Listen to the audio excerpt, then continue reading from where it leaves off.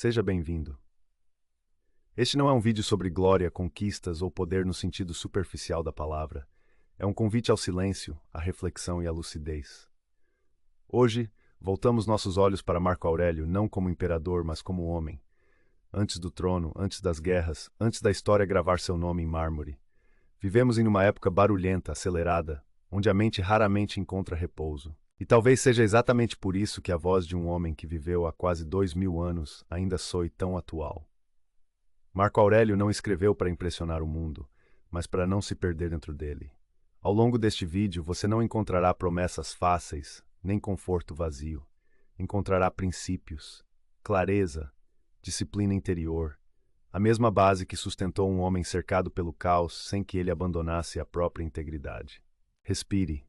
Ajuste o ritmo e permita que esta jornada comece onde toda a força verdadeira nasce, dentro de você. Quem era Marco Aurélio, antes do poder? Marco Aurélio não nasceu como a imagem que a história costuma repetir.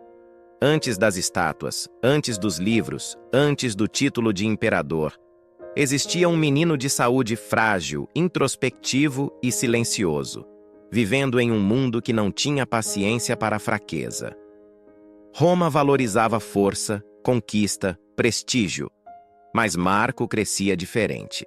Não pelo corpo, que adoecia com frequência, nem pela voz, que raramente se impunha, mas pela maneira como observava tudo ao redor com atenção incomum. Ele perdeu o pai ainda criança. Essa ausência precoce moldou algo profundo em sua forma de enxergar a vida. Desde cedo, Marco aprendeu que nada é garantido, que aquilo que parece sólido pode desaparecer sem aviso. Essa consciência não o tornou amargo, mas sério. Enquanto outras crianças eram incentivadas ao excesso, ele era conduzido à disciplina, ao autocontrole e ao estudo.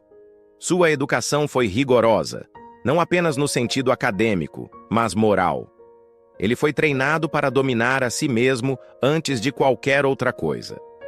Aprendeu retórica, direito, literatura, mas, acima de tudo, foi exposto à ideia de que caráter vale mais do que talento. E isso deixou marcas profundas. Ainda jovem, Marco começou a demonstrar uma inclinação natural para uma vida simples. Dormia no chão por escolha própria, usava roupas modestas e evitava confortos, mesmo tendo acesso a tudo. Não fazia isso para parecer virtuoso aos olhos dos outros. Fazia porque sentia internamente que o excesso enfraquecia o espírito. Era como se já entendesse algo que a maioria só aprende depois de se perder. Quanto mais dependemos do conforto externo, mais vulneráveis nos tornamos. Roma observava aquele jovem com curiosidade. Ele não parecia ambicioso, não buscava fama, não disputava atenção. Em um ambiente onde todos queriam subir, Marco parecia mais preocupado em não se corromper. E isso, paradoxalmente, o tornou alguém digno de confiança. Foi adotado pelo imperador Antonino Pio, não por laços de sangue, mas por mérito e caráter. Esse gesto mudaria completamente o rumo de sua vida. A partir desse momento, Marco passa a ser preparado para governar o maior império do mundo conhecido. Não como alguém sedento por poder, mas como alguém que carregava o peso da responsabilidade antes mesmo de compreender sua dimensão. E esse detalhe é essencial. Marco Aurélio não escolheu o poder veio até ele. Essa diferença muda tudo. Enquanto muitos buscam autoridade para se sentirem maiores, Marco foi ensinado a enxergá-la como um fardo. Governar significava servir. Decidir significava carregar consequências. Errar significava afetar milhões de vidas. Essa consciência precoce criou nele uma seriedade rara, quase melancólica, mas profundamente lúcida. Desde muito jovem, ele conviveu com a ideia de dever. Não o dever imposto de fora, mas aquele que nasce dentro, quando alguém entende que sua vida não pertence apenas a si mesmo. Isso moldou sua personalidade de forma definitiva. Marco não era impulsivo, não reagia rapidamente, pensava antes de falar, observava antes de julgar. E, acima de tudo, tinha uma relação intensa com seus próprios pensamentos. Ele se examinava, questionava suas motivações, tentava entender de onde vinham seus impulsos e desejos. Esse hábito de olhar para dentro foi o solo fértil onde a filosofia, mais tarde, encontraria espaço para crescer. Mas é importante entender.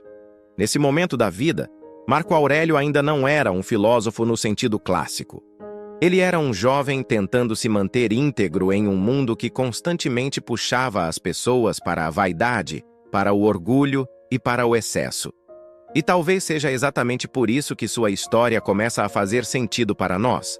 Porque antes de ser um símbolo de sabedoria, Marco Aurélio foi alguém que precisou aprender a lidar com a própria fragilidade, com a instabilidade do corpo, com a incerteza do futuro, com a consciência precoce da morte. Enquanto muitos vivem como se o tempo fosse infinito, Marco cresceu sabendo que tudo é passageiro. E essa percepção silenciosa moldou cada escolha que ele fez. O poder ainda estava distante, mas a responsabilidade já estava presente. A filosofia ainda não tinha nome, mas a postura interior já estava sendo construída. Esse foi o início de tudo. Não um nascimento glorioso, mas uma formação silenciosa. E é exatamente desse silêncio que nasce a força que, mais tarde, sustentaria um imperador em meio ao caos. O peso do poder e a vida.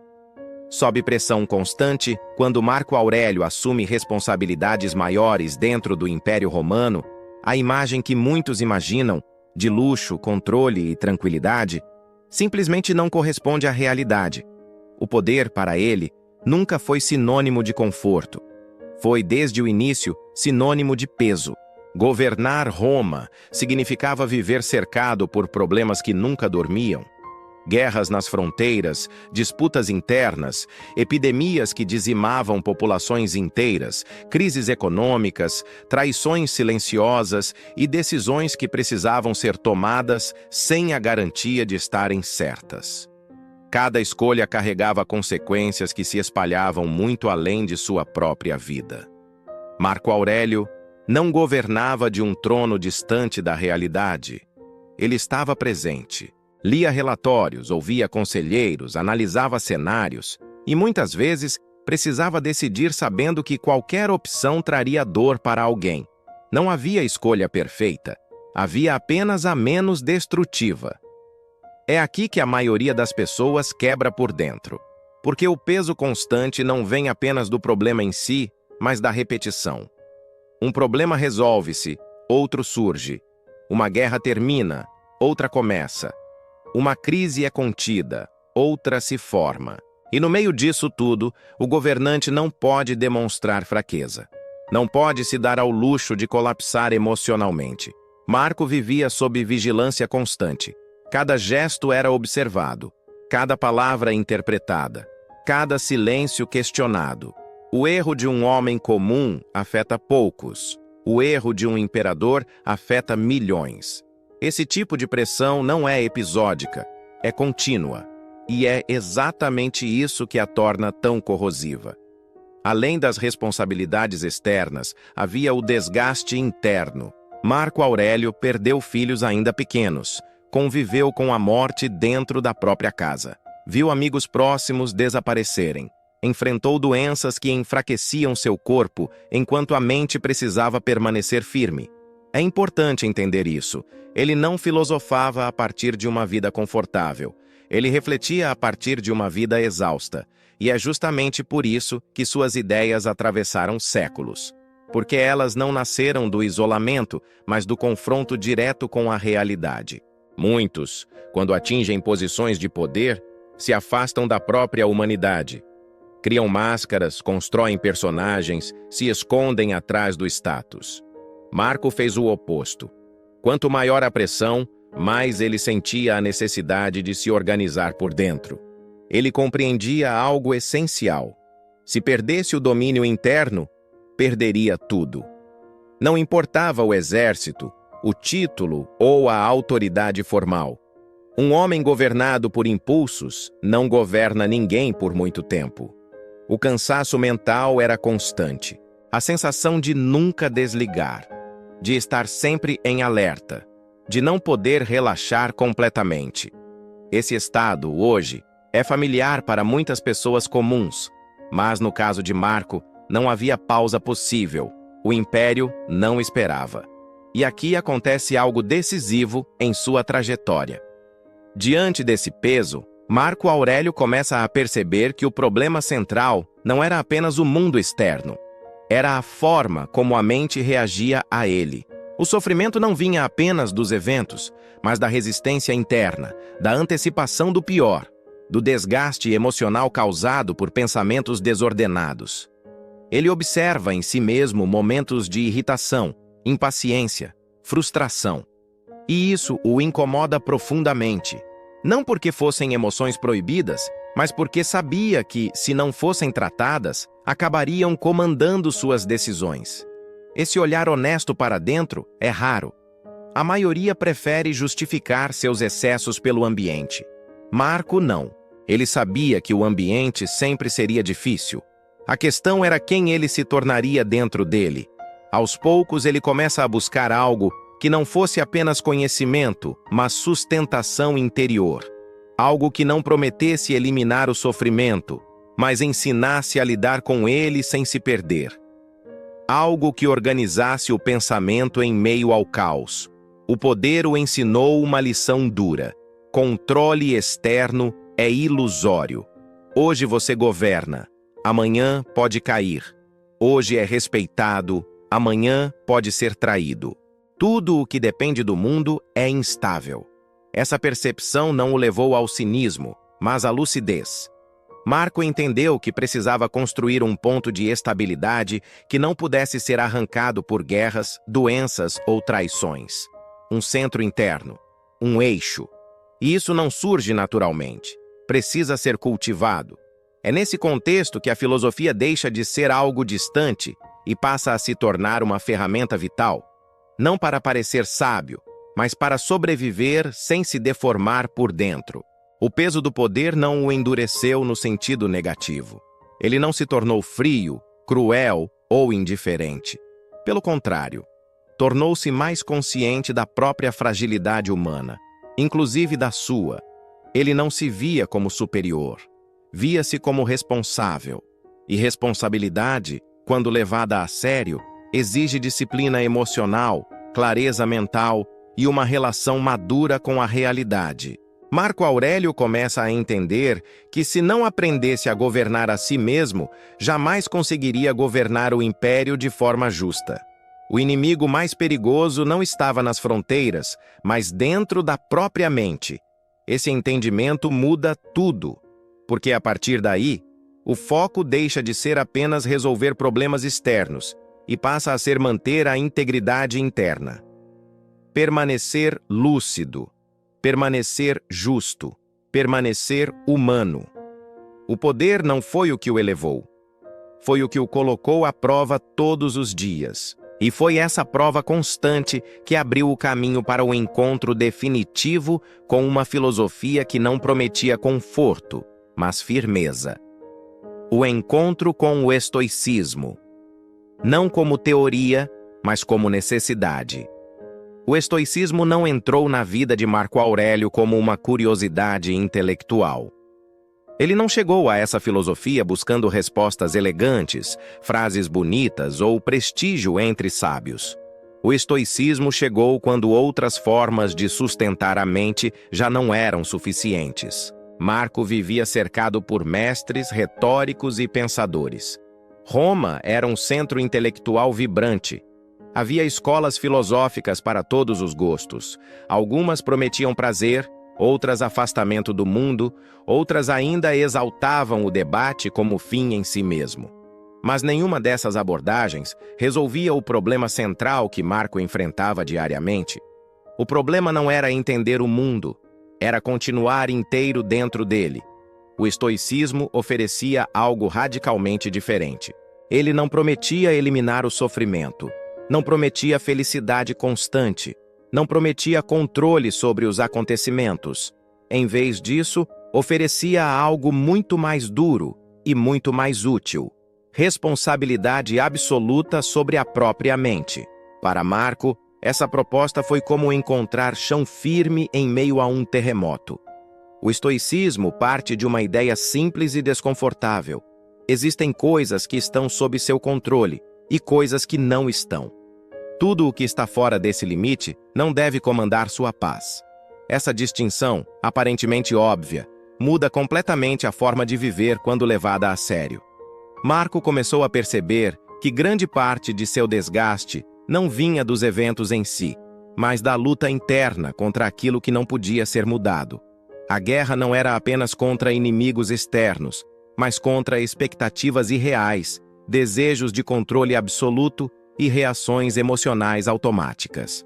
O estoicismo ensinava algo que Marco precisava ouvir repetidas vezes. Você não controla o mundo, mas controla a forma como responde a ele. E essa resposta é onde sua dignidade se constrói ou se perde. Essa filosofia também o confrontava com algo ainda mais difícil: a impermanência. Tudo passa. Poder, saúde, reputação, vida. Nada permanece. Para muitos, essa ideia é deprimente. Para Marco, tornou-se libertadora. Se tudo passa, então não vale a pena se apegar de forma doentia a nada. Se tudo muda, então não faz sentido construir identidade sobre aquilo que pode desaparecer. O estoicismo o ensinou a enxergar a vida como um exercício constante de desapego interno. Não no sentido de indiferença fria, mas de lucidez. Amar sem se perder. Agir sem se corromper. Enfrentar sem se desesperar. Outro ponto essencial dessa filosofia era a disciplina do pensamento. Marco começou a observar como pensamentos surgiam sem serem convidados. Medos, irritações, julgamentos precipitados. O estoicismo não dizia para ignorá-los, mas para examiná-los. Todo pensamento precisava ser questionado. Isso é verdade? Isso é útil? Isso está sob meu controle? Esse hábito transformou sua relação consigo mesmo. Ele passou a entender que a mente, quando não treinada, se torna uma fonte constante de sofrimento desnecessário. E que deixar pensamentos soltos governarem ações era uma forma silenciosa de escravidão. O estoicismo também não separava a ética de vida prática. Não era uma filosofia para ser debatida em salas, mas vivida em decisões reais. Marco não podia se dar ao luxo de teorias que não funcionassem sob pressão. Essa filosofia o lembrava, todos os dias, de agir conforme a razão, mesmo quando a emoção gritava. De manter justiça, mesmo quando seria mais fácil ceder à raiva. De permanecer humano, mesmo quando o mundo exigia dureza. E talvez o ponto mais importante: o estoicismo não colocava Marco acima dos outros. Pelo contrário, ele o lembrava constantemente de sua própria condição humana. Frágil, temporária, limitada. Essa consciência não o diminuía, o tornava mais cuidadoso. Ele passou a enxergar os erros alheios com menos ódio e mais compreensão. Não por ingenuidade, mas por entender que todos lutam batalhas internas invisíveis. Isso não justificava injustiças, mas evitava que ele se tornasse cruel por impulso. A filosofia estoica funcionava para Marco Aurélio como um espelho diário, um lembrete constante de quem ele precisava ser, não de quem o mundo esperava que ele parecesse. Não era fácil. O estoicismo não é confortável. Ele exige vigilância constante sobre pensamentos, desejos e reações. Exige aceitar a realidade como ela é, não como gostaríamos que fosse. Exige abdicar da ilusão de controle. Mas Marco entendeu que o preço de não fazer isso era muito maior. Sem essa disciplina interna, o poder o consumiria. A pressão o deformaria. A dor o tornaria amargo. O estoicismo era, portanto, uma âncora. Um sistema de sobrevivência mental. Ele não se tornou estoico para ser admirado. Tornou-se estoico para não se perder. E é por isso que suas reflexões não soam como discursos, mas como conversas internas. Ele escrevia para lembrar a si mesmo do que sabia, mas esquecia sob pressão, porque o conhecimento sem prática se dissolve rapidamente. O estoicismo ensinou Marco Aurélio a aceitar o mundo sem se submeter a ele, a agir com firmeza sem perder a calma, a carregar responsabilidades imensas sem abandonar a própria integridade. Essa filosofia não o afastou da dor, mas o impediu de ser governado por ela. As meditações. Escrever para não se perder de si mesmo.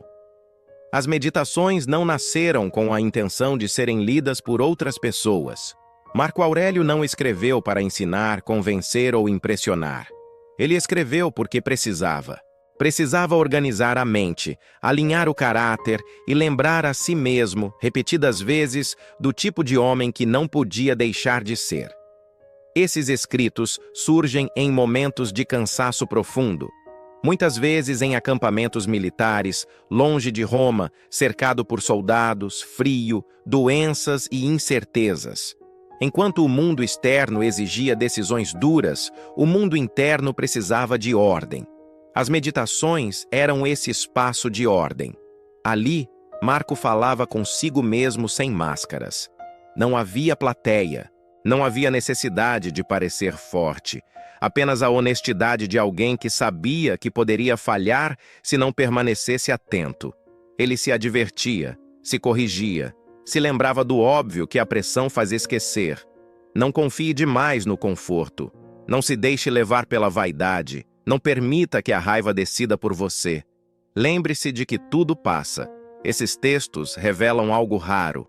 Um homem no auge do poder, reconhecendo sem rodeios sua própria vulnerabilidade. Ele sabia que a posição não o tornava imune ao erro. Pelo contrário, tornava-o mais exposto a ele. Marco entendia que o maior perigo não era um inimigo externo, mas a erosão lenta do caráter. Pequenas concessões, pequenos excessos, pequenas justificativas, coisas que, somadas, deformam uma pessoa sem que ela perceba. Por isso escrevia como quem coloca limites para si mesmo. As meditações não são organizadas como um tratado filosófico. São fragmentos, pensamentos curtos, lembretes diretos, às vezes duros, às vezes compassivos, sempre honestos. Isso acontece porque a mente humana não precisa de discursos longos quando está sob pressão. Precisa de clareza. Marco escrevia para se ancorar na razão quando a emoção ameaçava tomar o controle. Para lembrar que a morte é certa e justamente por isso o tempo deve ser usado com dignidade. Para aceitar que pessoas difíceis continuarão existindo e que reagir mal a elas não melhora o mundo, apenas piora quem reage. Há algo profundamente humano nesses escritos. Eles não são declarações de alguém que alcançou a perfeição. São registros de alguém que luta diariamente para não se afastar dela. Ele se lembrava de que não controla a opinião dos outros, que não controla a duração da própria vida, que não controla os acontecimentos externos, mas controla suas ações, controla seus julgamentos, controla sua postura. Essa repetição não era fraqueza, era estratégia. Marco sabia que, sob pressão constante, até as verdades mais simples se perdem. A mente começa a negociar princípios, começa a justificar reações, começa a se adaptar ao caos, como se ele fosse normal. Escrever era uma forma de resistência silenciosa. Ao registrar seus pensamentos, ele criava um espaço entre o estímulo e a resposta. Um intervalo onde a razão podia entrar antes do impulso. Esse intervalo é, talvez, a maior conquista do estoicismo na vida prática. As meditações também revelam a relação de Marco com a morte. Ele não a tratava como tragédia excepcional, mas como parte inevitável da condição humana. Lembrar da morte não o tornava pessimista. Tornava-o responsável. Se a vida é curta, então desperdiçar energia com vaidade, ressentimento ou ódio é um erro grave. Se tudo termina, então o que importa é a qualidade da ação enquanto se está aqui. Esses pensamentos não surgiam em momentos tranquilos. Surgiam quando tudo estava difícil, quando decisões pesavam, quando o corpo doía, quando a solidão se fazia presente, mesmo cercado por pessoas. Marco Aurélio estava frequentemente sozinho, não fisicamente, mas existencialmente. Poucos podiam compreender o peso que ele carregava. Poucos podiam aconselhá-lo sem interesses ocultos. As meditações eram um espaço onde não havia jogos de poder, apenas verdade. Ele se lembrava de que não nasceu para ser adorado, mas para agir corretamente, que o aplauso é instável, que a crítica é inevitável, que viver em função de qualquer um desses extremos é perder a própria liberdade. O tom desses escritos é íntimo, quase severo. Não há indulgência excessiva. Ele não se consola, ele se orienta. Como alguém que sabe que o mundo não vai aliviar, então cabe a si mesmo não se tornar pior. Essa postura explica por que as meditações atravessaram séculos. Porque não são um manual de sucesso, são um guia de integridade em meio ao caos. Algo que continua relevante porque a estrutura interna do ser humano pouco mudou. O mundo externo se transforma, mas a mente continua enfrentando os mesmos dilemas.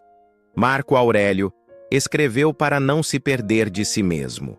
E sem saber, deixou um registro de como é possível viver com dignidade, mesmo quando a vida exige mais do que parece justo. Por que Marco Aurélio ainda fala com você hoje? À primeira vista, pode parecer que Marco Aurélio pertence a um mundo distante demais para ter algo a dizer sobre a vida moderna. Um imperador romano, cercado por guerras, exércitos e palácios, vivendo em uma realidade completamente diferente da sua. Mas essa impressão desaparece quando se observa com atenção o que realmente o preocupava. Marco não escrevia sobre estratégias militares, não refletia sobre como expandir territórios, não se ocupava com riqueza ou glória. Ele escrevia sobre cansaço, sobre irritação, sobre medo, sobre a dificuldade de manter a mente clara em meio à pressão. E é exatamente aí que sua voz atravessa os séculos. Hoje, as batalhas não acontecem nas fronteiras de um império, mas dentro da mente. O corpo pode estar parado, mas os pensamentos não cessam. A cobrança é constante. A comparação é diária. A sensação de estar sempre devendo algo, sempre atrasado, sempre insuficiente, se tornou comum. Marco Aurélio conhecia esse estado interno, não com as mesmas palavras, mas com a mesma experiência. Ele sabia como é viver sob expectativa constante, como é ser observado, julgado, cobrado, como é carregar responsabilidades que não podem ser delegadas. A filosofia que o sustentou não prometia alívio rápido, prometia lucidez.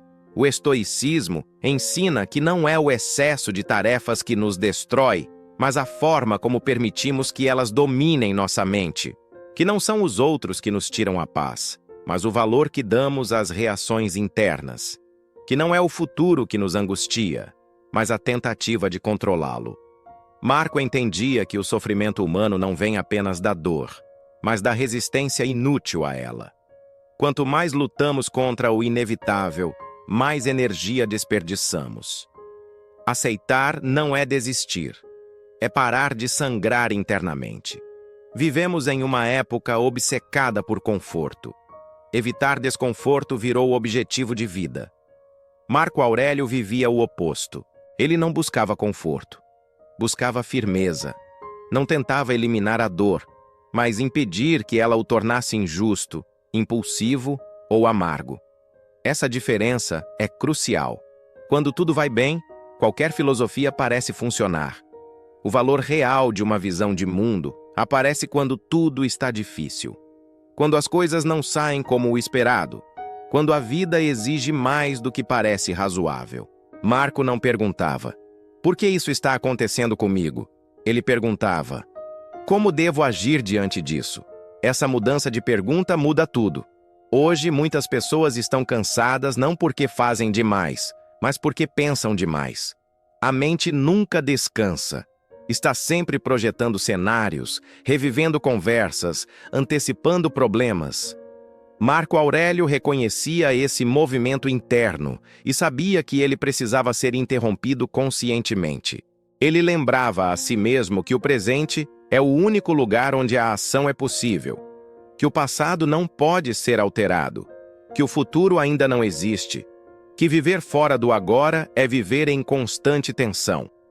Essa prática não é simples, exige treino diário, exige vigilância sobre os próprios pensamentos, exige aceitar que nem tudo precisa de resposta imediata, que nem toda provocação merece reação, que nem todo pensamento merece atenção. Marco Aurélio nos lembra que a verdadeira liberdade não é fazer tudo o que se quer, mas não ser escravo dos próprios impulsos. Que dignidade não vem de vencer os outros, mas de não se perder por dentro. Ele também nos alerta sobre a brevidade da vida, não como ameaça, mas como orientação. Se o tempo é curto, então escolher bem onde investir energia se torna essencial. Guardar rancor, alimentar vaidade, viver para agradar ou se comparar são luxos que custam caro demais. O mundo moderno amplificou distrações, mas não resolveu o vazio. Temos mais estímulos, mais informações, mais opções. E ainda assim, muitas pessoas se sentem desorientadas. Marco Aurélio não tinha tecnologia, mas entendia profundamente a mente humana. Por isso, seus escritos continuam atuais. Eles não oferecem respostas prontas, oferecem critérios. Critérios para decidir como agir quando ninguém está olhando. Critérios para manter a calma quando o mundo exige reação. Critérios para viver com integridade, mesmo quando o caminho é solitário. Marco não se tornou um exemplo por ser perfeito. Tornou-se porque levou a sério a responsabilidade de governar a si mesmo. Porque entendeu que o maior império que alguém pode perder é o interior. E talvez seja isso que sua história ainda tenta nos dizer. Você não controla tudo o que acontece, mas controla quem você se torna diante disso. Esse foi o legado silencioso de Marco Aurélio. Não o de um conquistador, mas o de alguém que escolheu não se abandonar, mesmo quando tudo ao redor pressionava. E essa escolha continua disponível, todos os dias. Se a história de Marco Aurélio chegou até você, não foi por acaso. Ela não fala sobre poder externo, mas sobre aquilo que realmente sustenta um homem quando tudo pesa: caráter, disciplina interior e clareza diante da realidade. Se este vídeo te ajudou a refletir, a silenciar um pouco a mente ou a enxergar a vida com mais lucidez, deixe seu like. Ele ajuda o canal a continuar levando esse tipo de conteúdo a quem também precisa ouvir. Inscreva-se no canal para seguir essa jornada estoica comigo. Ative as notificações para não perder os próximos vídeos e compartilhe este conteúdo com alguém que esteja vivendo sob pressão, cansaço ou conflito interno. O mundo continuará exigindo. As dificuldades não vão desaparecer. Mas a forma como você se mantém por dentro, isso está sob seu controle. Obrigado por estar aqui. Que você siga firme, lúcido e em paz.